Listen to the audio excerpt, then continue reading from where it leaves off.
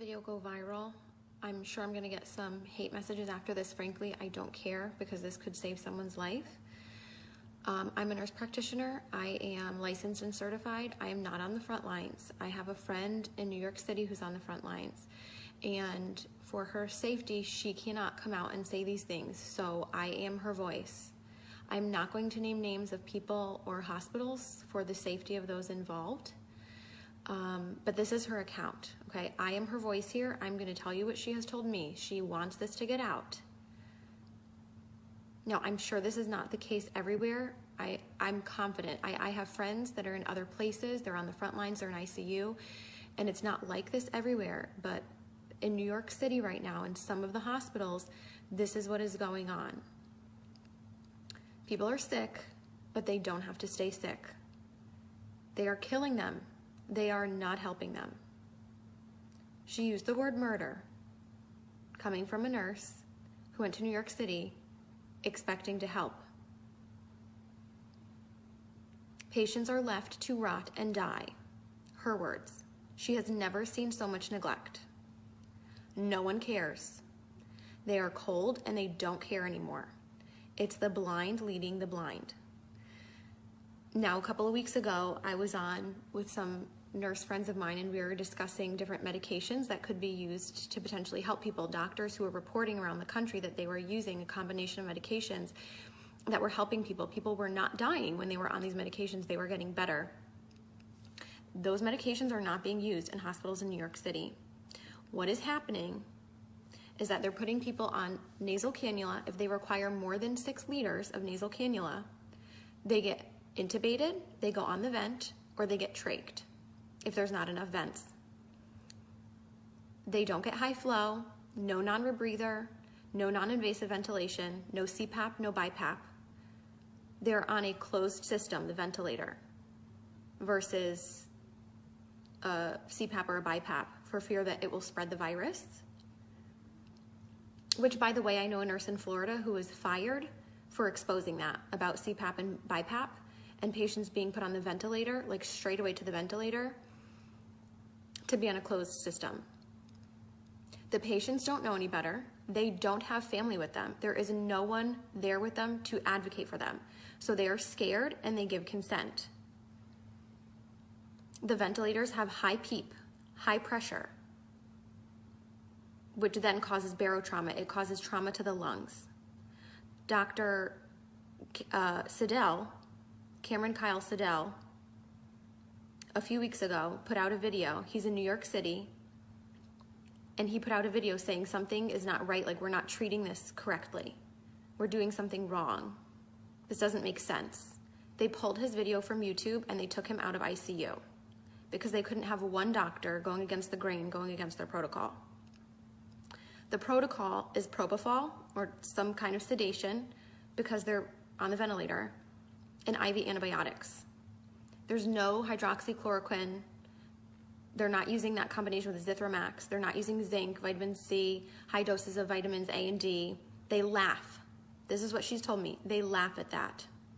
She says this is a nightmare. It's out of a horror movie, and I don't want to be a part of this.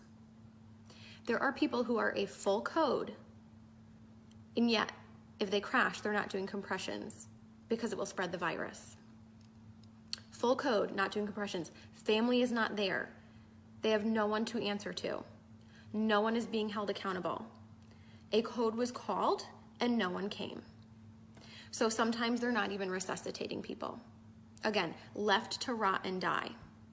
They're not given blood because we know that the blood is not oxygenated in these COVID patients. We know that. There are doctors all around the world sounding the alarms. These are the drugs that work. This is the pathophysiology of the disease. This is what's happening. And for some reason, it's not changing. Even though we know, some of us know what's going on, nothing is changing on the front lines. They stay in the same PPE all shift, except for the top pair of gloves. So 2 pairs of gloves, or I don't know, maybe more than 2, but they're only changing the gloves on the outside.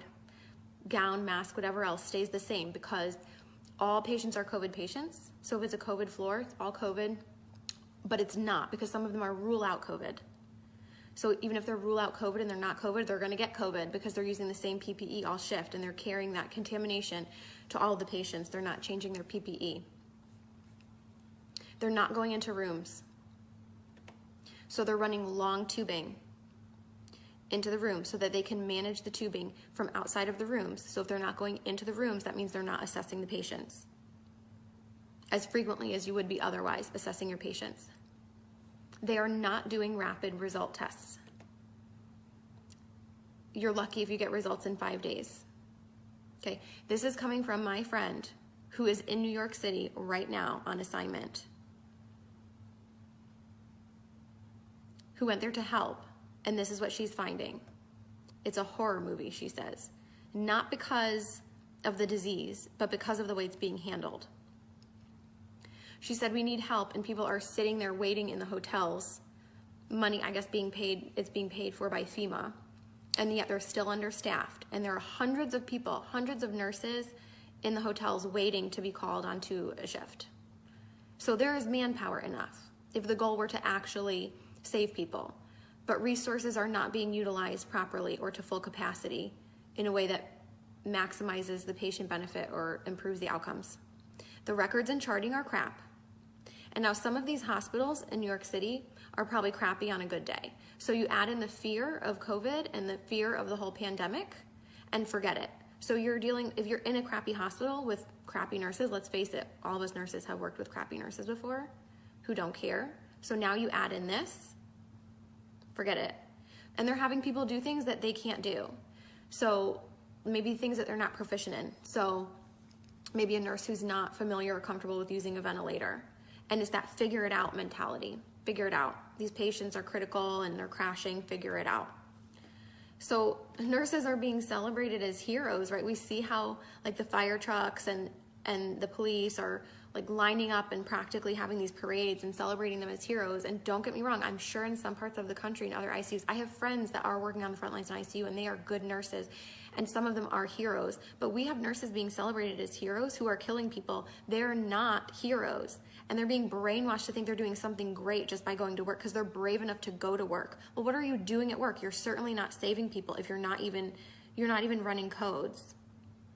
You're not even going into patient rooms. You're a coward.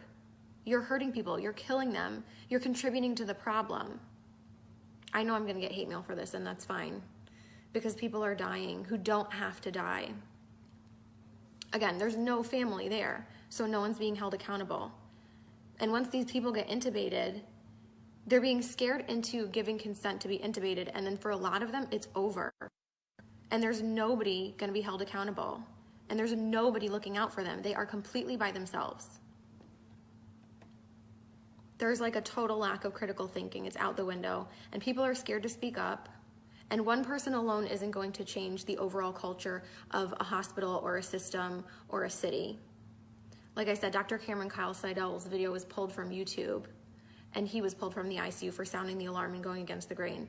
So people are sounding the alarm. It's just not changing anything, apparently. So what can you do? Buck the system. I'm really fortunate I don't have any family in New York City that I personally have to worry about. If there are people that you are worried about, or maybe it's not even New York City, maybe you're in another city that's being really hard hit and you're just hearing really bad things coming out of that city, buck the system. Something is wrong in the system. So go against the grain. Request records immediately. Records, transcripts, immediately. If there's a medication that you want your loved one to be given, report it as an at-home medication and demand that it be continued. That's just a tip from inside the system. If you want a medication to be given, you've got to report that it's an at-home medication and that you demand that it be continued. Your loved one is not going to have you in there advocating for them once they go in. You're not allowed in. The only reports that we're able to get of what's going on are coming from the inside, and people are afraid to speak out. People have lost their jobs. Do not give consent for intubation if you don't want to be intubated or your loved one to be intubated. Demand non-invasive or less invasive ventilation methods. As soon as you give that consent, you might not come out of it. Now, in some cases, it might be appropriate. We just don't know. We know that it's being used inappropriately in a lot of cases, and that the ventilators are making people worse.